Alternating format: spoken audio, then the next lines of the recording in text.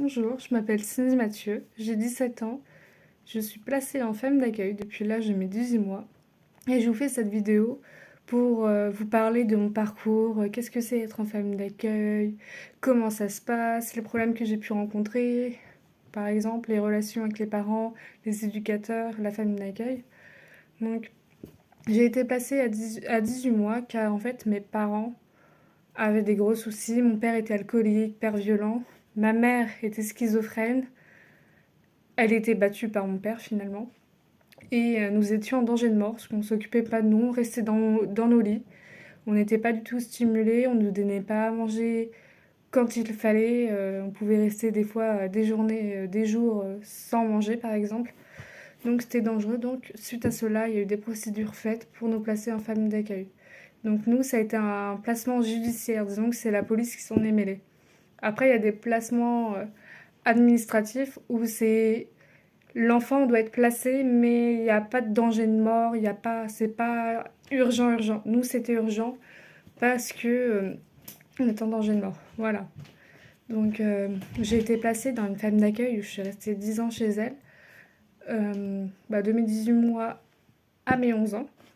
Donc, ça s'est bien passé. Bon, au départ, nous étions des enfants parce que j'ai un frère jumeau qui s'appelle Williams et on a été placés tous les deux.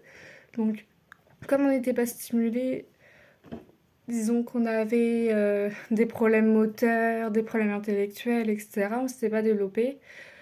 À 1 an et demi, on ne savait pas marcher, ni parler. Donc c'était compliqué. Moi, par exemple, je pouvais rester debout. Je pouvais tenir debout et rester assise. Je ne faisais pas de quatre pattes, je faisais aucun pas.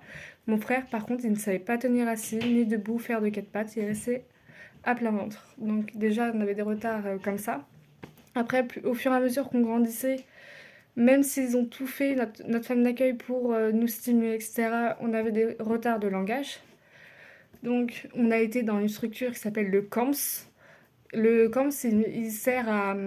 Il y a des pédiatres, des médecins, des psys, des... disons qu'il y a plein de médecins pour les enfants qui sont vraiment spécialisés de ça et qui nous aident à nous stimuler, etc. Donc ça nous a aidés. Moi, personnellement, je tournais vers l'autisme. J'étais la plus atteinte de handicap que mon frère. Mais malheureusement, plus on avançait dans les années, plus il s'avérait que mon frère était handicapé. Et moi, j'évoluais, donc je grimpais entre guillemets. Donc ça, c'est... on a appris à parler, on a appris à marcher. La crèche ne voulait pas de nous car nous étions trop handicapés. Ils n'acceptaient pas les enfants comme ça. Donc c'est ça qui est malheureux. À l'école, disons que ça se passait bien, mais on était fuyards, car on n'avait pas trop les bases sociales. On était souvent chez nos parents, enfermés dans un lit, etc.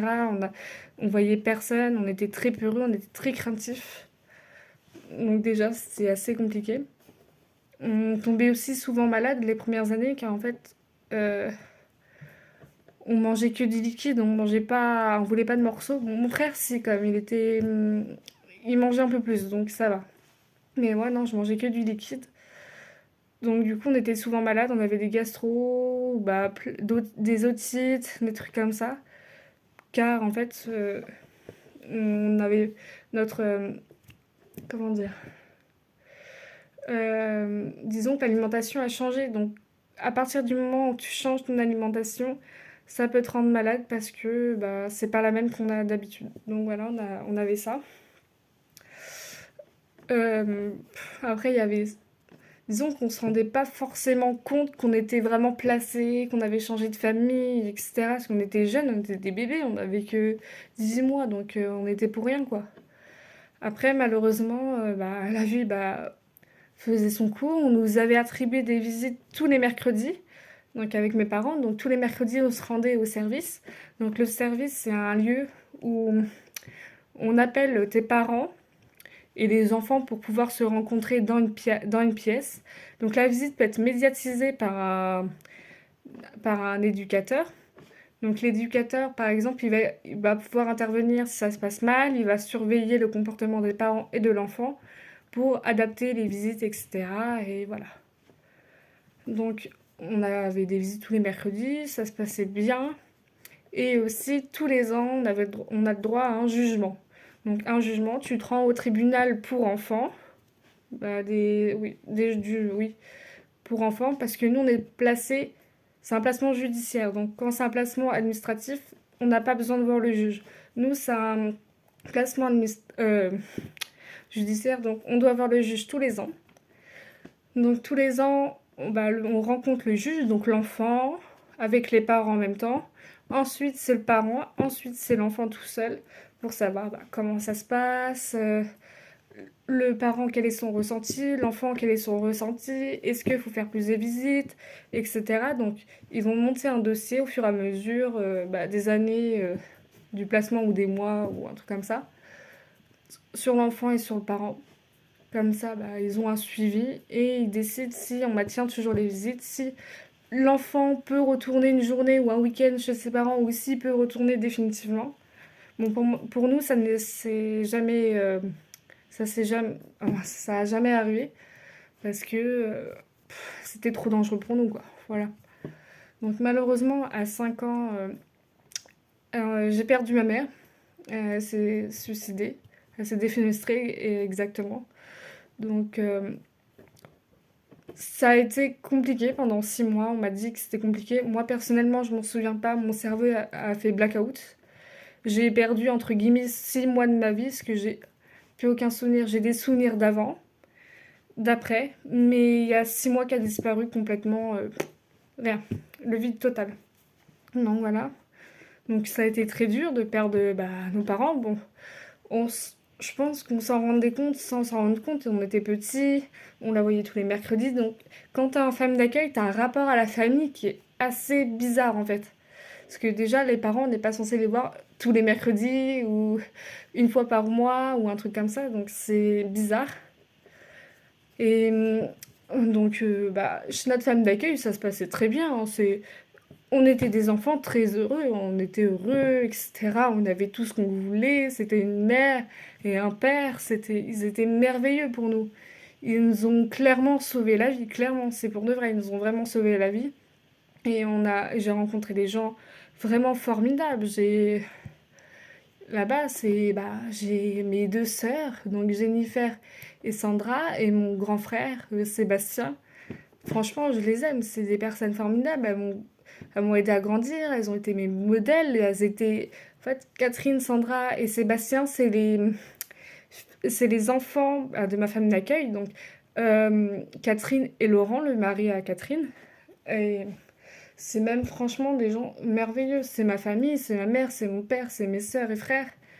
Et disons que j'ai grandi à travers eux, c'était mon modèle. Voilà, j'ai partagé des moments comme une vraie famille, entre guillemets. Une petite sœur peut vivre des moments avec sa grande sœur et son grand frère, par exemple. C'est tout à fait ça.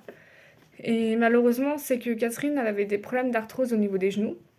Donc pour une opération du genou, c'est 6 mois. Et l'autre 6 mois, donc elle s'est dit, je vais prendre un an. Donc là, c'est la femme d'accueil relais. Donc une femme d'accueil relais, c'est par exemple, quand ta femme d'accueil, c'est un métier, c'est H24. Disons que tu peux pas rentrer chez toi le soir en mode, ouais, voilà, c'est bon. Non, là, c'est du métier, c'est H24 tout le temps, voilà. Donc, à un bout d'un moment, elles ont besoin de vacances. Donc, quand les femmes d'accueil sont en vacances, elles te mettent dans une femme d'accueil relais. Donc, c'est une femme d'accueil que tu vas aller en attendant. Ça peut durer 2 semaines, un mois, un an, quand il y a vraiment des trucs exceptionnels. Donc, nous, ça nous est arrivé. William, s'il allait chez une femme d'accueil qui s'appelle Isabelle, ça s'est très bien passé, nickel, machin. Mais moi, malheureusement, j'ai pas eu de chance. Je suis tombée chez une femme d'accueil, donc je ne citerai pas le nom, pas du tout, ce qu'elle mérite pas du tout. Dans une femme d'accueil, par exemple, qui m'est bien me frapper pour absolument rien, qui m'insultait tous les jours, disons que elle avait des manières de faire qu'il fallait pas faire, quoi. Elle était pas du tout dans l'humain. Donc pour nous, on était juste sa source de revenus, clairement, très clairement.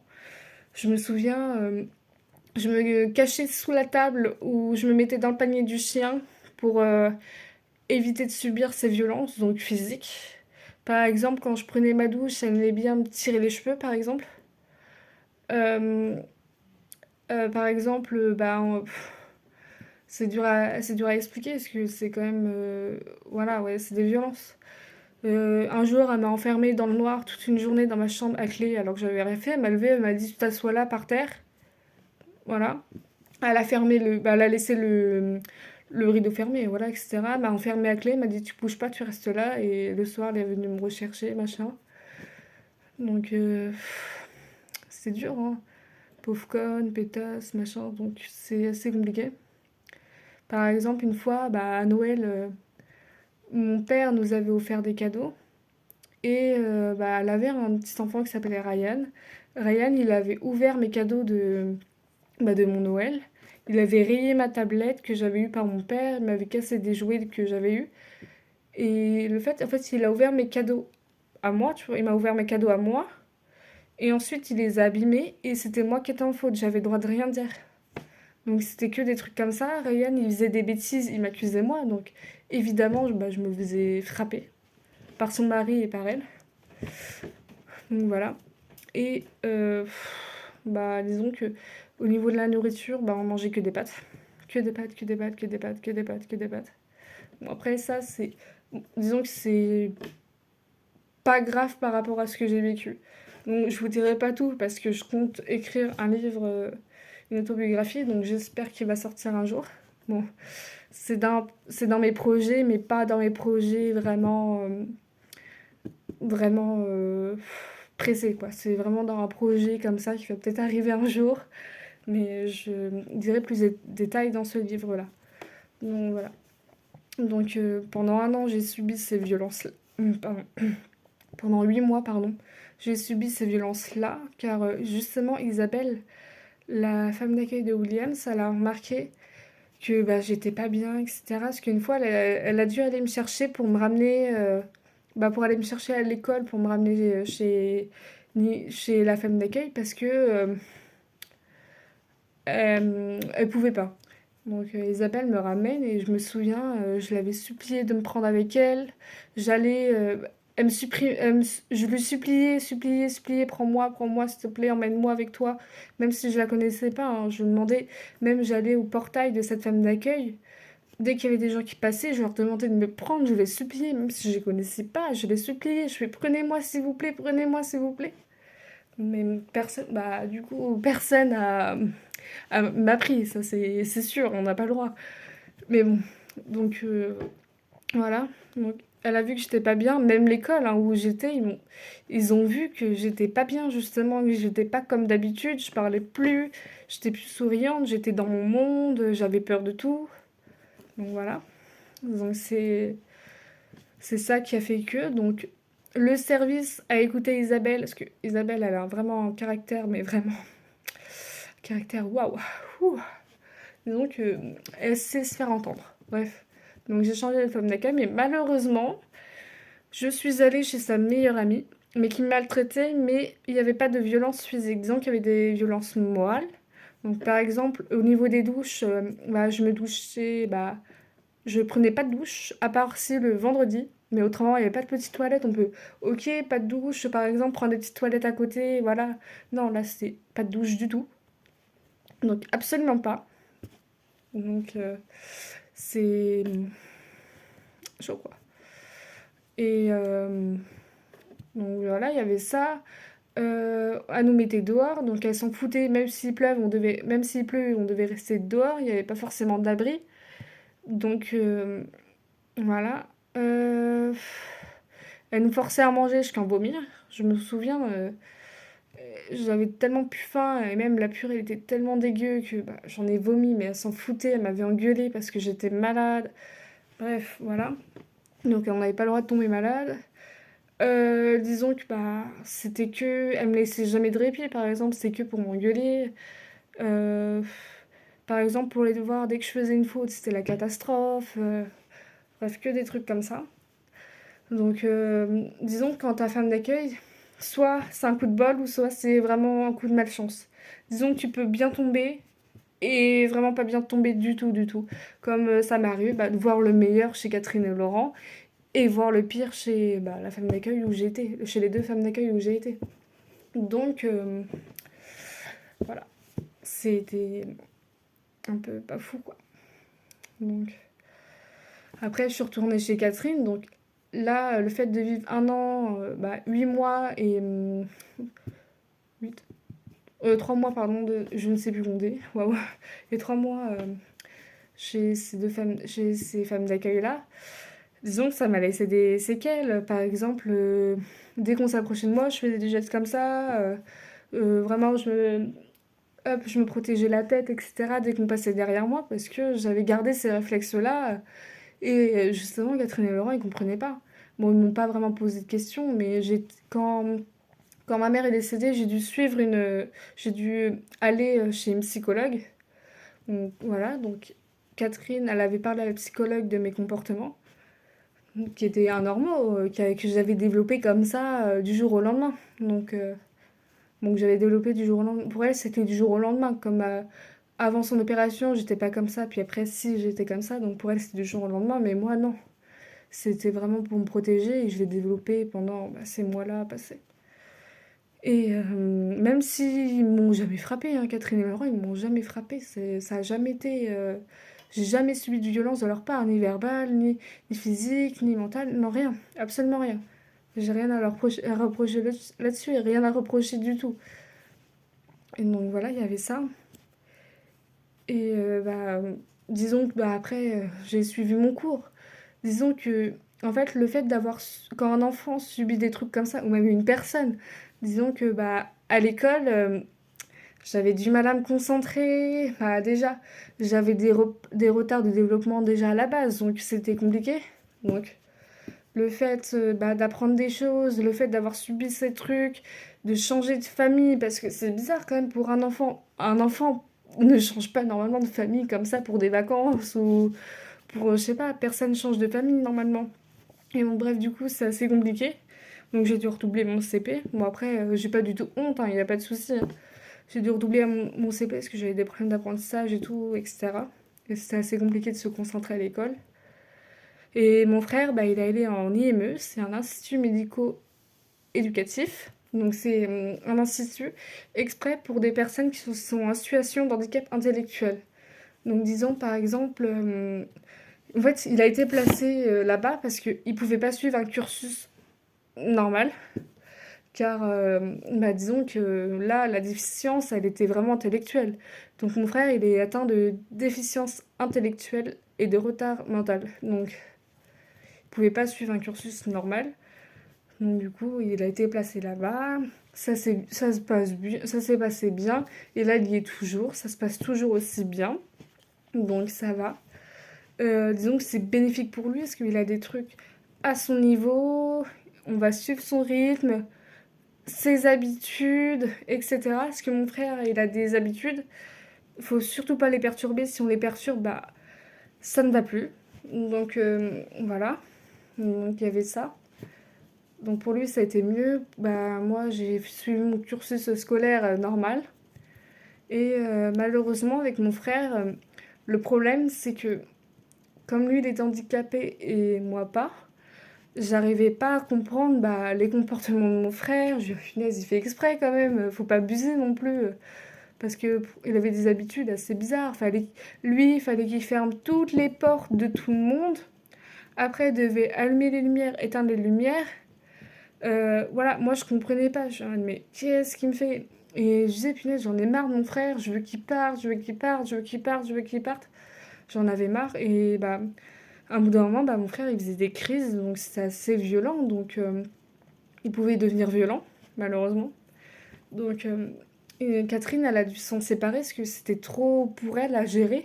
C'était vraiment trop, trop, trop. Donc à ce moment-là, j'avais 9 ans, pardon. J'avais 9 ans. Et disons que le premier mois, ça s'est bien passé. Parce que j'apprenais la vie sans mon frère. J'avais moins de stress, entre guillemets, par rapport à mon frère. Mais je me suis dit, au bout d'un mois, mais en fait, finalement, j'aime mon frère. J'aime mon frère. Et du coup, je regrettais de, de l'avoir quitté, etc. Et disons que à ce moment-là, je sais pas si on peut appeler ça une dépression, mais j'étais triste, je ne voulais plus sortir, j'avais du mal à me connecter avec mes amis, j'étais vraiment mal, par exemple, au lieu de jouer dans ma chambre ou jouer dans le jardin comme je faisais d'habitude, je me mettais dans mon lit sous ma couette, je restais comme ça des journées comme ça, et écouter de la musique avec dans mon monde, j'étais renfermée. Et j'étais vraiment très triste le soir, je pleurais parce que mon frère me manquait, etc. Et disons que je me renfermais, quoi. Je me souviens, ma femme d'accueil aussi, Catherine, elle faisait des relais aussi. Donc, euh, voilà, donc il y avait une fille, on jouait ensemble, et tout d'un coup, paf, je me suis mise dans mon lit, je veux plus jouer, etc. Et elle a trouvé ça bizarre, tu vois, j'avais 9 ans, je restais dans mon lit comme ça, sous la couverture. Bon, j'en rigole, mais bon, c'est pas drôle. Franchement, si vous voyez un gosse comme ça, faut vraiment lui en parler. Même s'il veut pas forcément vous en parler, essayez de tenter. Parce que disons que c'est un peu un appel à l'aide, au secours, je suis pas bien, je veux parler. Et finalement, au lieu de parler, je me suis renfermée sur moi-même. Donc voilà. Et disons que Catherine, euh, elle est atteinte de Parkinson. Donc c'est une maladie très prenante, donc elle a des dyskinésies. Donc les dyskinésies, c'est des mouvements involontaires. Il y a la Parkinson où tu peux avoir des tremblements, et il y a la dyskinésie, c'est des mouvements involontaires, et c'est vraiment très très très gênant. Donc du coup, elle a dû arrêter le métier de femme d'accueil et prendre sa retraite. Donc disons que quand on dit arrêter le métier de femme d'accueil, c'est que on arrête, c'est stop, c'est fini. Donc malheureusement, j'ai dû changer de femme d'accueil, mais pour de bon. Et disons que j'ai été triste parce que c'est là où j'ai vécu. J'ai vécu quand même 10 ans de ma vie là-bas. Donc je leur en veux pas du tout, hein. C'est pas de sa faute. Mais j'ai vécu 10 ans de ma vie là-bas. Et je suis allée chez une femme d'accueil, malheureusement, qui était pas. Je suis pas tombée sur la bonne femme d'accueil. Voilà. Pas tombée sur les bonnes personnes, encore une fois. À croire que ça nous suit, mais bon. Voilà. Disons que ça s'est fait petit à petit. Donc une fois, je l'ai rencontré. Et dès que je l'ai rencontré dès la première fois, j'ai dit à Catherine, là, non, ça va pas. Cette personne, elle est pas gentille, c'est sûr. Ça va pas, je la sens pas, etc. Parce que depuis qu'il m'est arrivé cette histoire-là, que j'ai vécue pendant 8 mois chez cette femme d'accueil-là qui me frappait, 3 mois chez la femme d'accueil qui subissait des violences morales, j'ai appris maintenant à savoir dès le premier regard, je sais pas comment je fais, mais à savoir si la personne a des bonnes intentions ou de mauvaises. Donc je leur avais dit, donc j'avais dit ça à Catherine, elle me fait mais non, ça va bien se passer, etc. machin. Mais elle m'avait entendu. Mais malheureusement, ça tient pas forcément parce que voilà, c'est juste un ressenti. Donc voilà, mais je le savais que ça allait mal se passer. Puis après, jusqu'au jour où je devais aller chez elle. Et justement, j'avais vraiment raison. Et malheureusement, j'étais déçue d'avoir raison. Disons qu'elle nous laissait dehors, en pleine canicule. Il faisait 42 au soleil, 42 au soleil, 40 à l'ombre. Et on n'avait pas de casquette, on n'avait pas à boire. On devait rester dehors toute la journée. On n'avait pas forcément beaucoup de jouets. Donc je savais pas quoi faire. Parce qu'il y avait un petit garçon qui s'appelait Youssef. Il avait 7-8 ans à l'époque. J'en avais 11 du coup. Et on s'est retrouvés là, dehors, comme ça, comme des idiots, à attendre. Et même quand il faisait pas bon, on devait rester là. Disons qu'il n'y avait pas d'amour, il n'y avait rien. Alors que chez Catherine et Laurent, c'était un foyer, pardon, vraiment heureux, par exemple. Heureux. Donc, voilà, un foyer heureux. Et là, de passer un foyer heureux, un foyer froid, sans rien, sans. Je sais pas, elle faisait ça par argent et j'ai appris plus tard qu'elle aimait pas son métier du tout. Donc quand on n'aime pas quelque chose, on peut pas se donner un fond, on peut pas s'investir. Et malheureusement, on n'avait rien, on avait droit à rien. Pas de coca, pas de brioche le matin, par exemple. On nous forçait à manger et même on avait des quantités, personnellement, de nourriture d'enfants de 3 ans.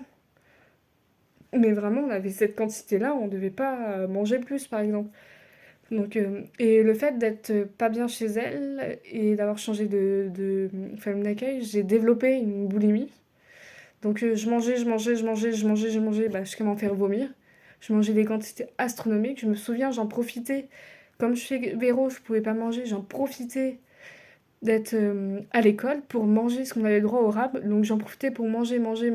J'avais développé une dépendance à la nourriture. Je pensais qu'à ça jour et nuit. Bah, je pense que c'était pour combler le vide. Donc, je mangeais, etc. Et bah, disons que bah, jusqu'à m'en faire vomir, hein, très clairement. Et j'ai dû changer d'école, donc j'ai dû dire au revoir à tous mes amis.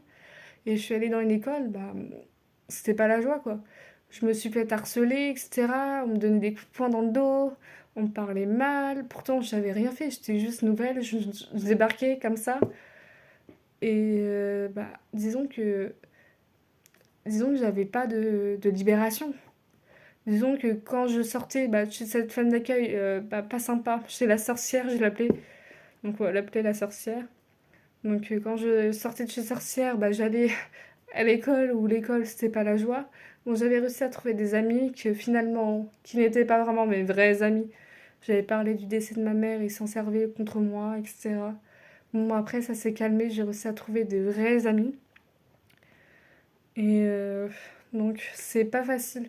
Disons qu'en famille d'accueil, ça peut être simple. Quand ça se passe bien, c'est simple. Voilà. Ça, la vie suit son cours. Donc, ça va. Mais disons que quand t'es dans une famille d'accueil où ça se passe mal, bah, t'es en mode ah oui, ok, ça se passe mal. T'es vraiment pas bien, quoi. Bref, j'étais pas bien, absolument pas du tout. Et un jour, je suis allée chez Isabelle en relais. C'était le 27 septembre 2019. Je m'en souviendrai toujours de cette date. Et finalement, j'ai dit à Isabelle, putain, ça fait un an que je suis chez cette sorcière. Et une semaine, même pas que je suis chez... oui, non, 2 jours que je suis chez toi. euh, je me sens comme chez moi, en fait. Je me sens chez moi. Donc je lui ai dit ça. Et même, j'avais beau dire bah, au, au service, donc le service c'est là où il y a les éducateurs, etc. J'avais beau dire à tous ces gens-là que j'étais pas bien chez elle, que bah, toutes les violences, entre guillemets, qu'elle nous faisait subir, la maltraitance qu'elle nous faisait subir, on nous écoutait pas, on se dit oui, oui, bien sûr, voilà, machin, oui, on vous écoute. Mais absolument pas, absolument pas. Disons, soi-disant, plus de choses est fait pour les enfants, mais absolument pas. Quand un enfant vient vous dire plusieurs fois et qu'il a témoigné plusieurs fois que vraiment ça va pas du tout, non, ils écoutent pas. Juste parce que c'est vrai, oui, il y a de plus d'enfants placés et moins en moins d'éducateurs, de femmes d'accueil, pardon, et d'éducateurs aussi. Et juste pour ça, on garde quand même les gens qui sont méchants, quoi. On les garde quand même. Donc, entre guillemets, ils ont le droit de nous maltraiter. On sera toujours perdant. C'est hallucinant. J'en suis sûre que là, admettons, bon là, chez Isabelle, j'en je subis aucune violence, mais j'en suis sûre. Si j'aurais été passée chez une femme d'accueil qui m'aurait fait subir des violences, on m'aurait pas cru. Ou si on t'écoute, mais on s'en fout. Et c'est ça qui est malheureux, malheureusement, aujourd'hui, c'est que les enfants ne sont pas écoutés. C'est oh, c'est leur imagination. Mais non, à partir d'un enfant arrive à te sortir, à te parler de violence, de choses concrètes. Non, toujours pas vrai. On s'en fout. Oh, oh non, mais c'est pas grave. Non, mais non. Ils peuvent mourir de chaud dehors, c'est pas grave, on s'en fout. Ils peuvent se faire tabasser, mais on s'en fout. On les laisse, c'est pas grave, ils se débrouillent. Non mais franchement, c'est vraiment quelque chose qui me répugne vraiment au plus profond. Et du coup, bah, c'est ça qui me dégoûte le plus. Et j'avais beau en parler, et personne m'écoutait. Et à part si Isabelle, elle m'a vraiment écoutée. Et Isabelle, bah, elle a écouté le service, elle a dit, bah, je fais quoi? Je fais Cindy, elle vient me dire ça, et tout, etc. Et bah, on l'a écouté sans l'écouter.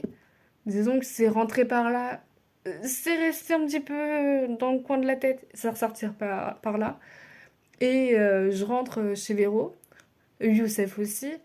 Et au bout de 2 jours qu'on est rentré, Véro m'a fait un burn-out. Donc j'ai envie de dire, heureusement pour Youssef et moi, c'était vraiment un truc de fou. Bah, malheureusement parce que quand même un burn-out, c'est pas rien.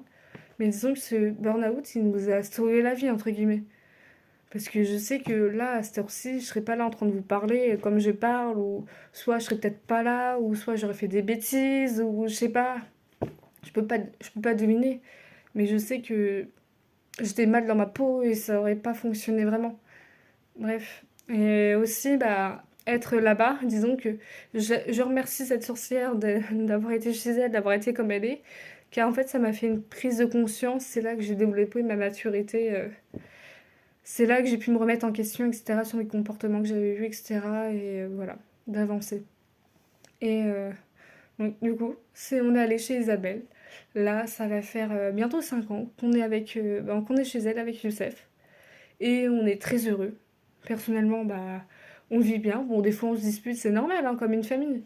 Mais je rappelle que la femme d'accueil, ça peut être simple comme pas simple, parce que déjà, en femme d'accueil, t'as pas tous les droits d'un enfant qui serait chez ses parents. Par exemple, l'autorisation de dormir. Par exemple, j'ai jamais fait de soirée pyjama parce que pour dormir chez un ami, faut avoir le casier judiciaire des parents, faut que l'enfant placé ait une chambre à lui seul, etc. Faut avoir de la place, faut qu'un éducateur aille visiter les lieux. Donc c'est vraiment pas simple du tout, du tout, du tout, du tout. Et bon, après, ouais, c'est dur à vivre, mais voilà. Bon, après ça, j'en reparlerai dans d'autres vidéos quand même.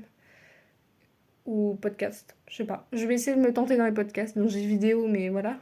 Euh, donc bah, là, c'est mon ressenti. Donc là, aujourd'hui, bah, j'ai bientôt 18 ans.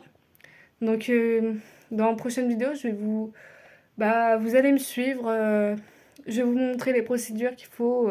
Parce que je compte signer un contrat jeune majeur.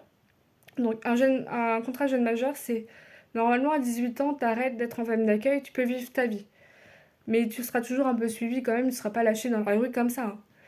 Tu seras peut-être, par exemple, aller dans en autonomie. En autonomie, c'est que tu vas dans un appartement, on t'aide à payer bien évidemment tout, hein, etc. Mais il y a toujours un éducateur qui va venir, par exemple, je dis peut-être des bêtises, mais une fois par mois pour savoir si tout va bien, etc. Voilà. Et un contrat jeune majeur, c'est pour rester un an de plus, 6 mois ou un an de plus, ou voire moins, hein, bien évidemment, en femme d'accueil. Bon, moi j'ai envie de rester un an de plus parce que comme j'ai redoublé une classe, je suis encore en première, donc je voudrais bien finir la terminale au lycée pour avoir mon bac, etc. Et je me dis, je suis prête à aller en autonomie, hein, mais moi personnellement, je préfère rester un an de plus en femme d'accueil parce que j'ai ma chambre, j'ai ma maison, j'ai mon foyer, j'ai quoi de travailler, etc. J'ai moins de stress que par exemple d'avoir à gérer mes courses, mes factures, etc. Même si je sais que j'aurai des aides, hein, bien évidemment, loin de là. Mais je préfère rester là. Tu vois. Donc, voilà. Là, dans les prochaines vidéos, si j'y pense, moi et ma tête en l'air. Bref, je vais vous montrer les procédures qu'il faut entamer. Bon, donc là, bientôt un rendez-vous pour vous montrer les procédures. Je vais rencontrer des jeunes, etc., de mon âge, pour qu'on puisse en parler. Et voilà. Donc je vous fais des gros bisous et j'espère que ça peut vous intéresser et que si vous êtes en famille d'accueil comme moi, sachez que vous n'êtes pas seul et s'il faut se battre pour les droits des enfants et tout, on se battra ensemble. Donc voilà, je vous fais des bisous, à plus tard.